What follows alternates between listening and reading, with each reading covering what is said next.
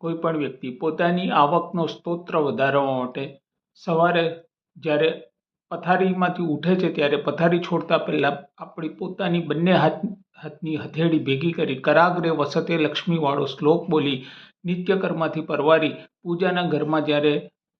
પૂજા કરવા માટે આપણે જઈએ છીએ ત્યારે એક ચાંદીના ગ્લાસની અંદર થોડું જળ લઈ એમાં થોડી ખાંડ ઉમેરી 1 અથવા 3 લવિંગ એની અંદર મૂકી દેવાના હોય છે અને એ જળ ત્યાં ભરેલું રાખી દેવાનું હોય છે અને એ જળ બીજા દિવસે ઘરમાં તુલસી માતાનો છોડ હોય અથવા બીજા અન્ય કોઈ પણ વૃક્ષમાં પણ એ જળ સિંચન કરી શકે છે। ઘરમાં તુલસી માતા ન હોય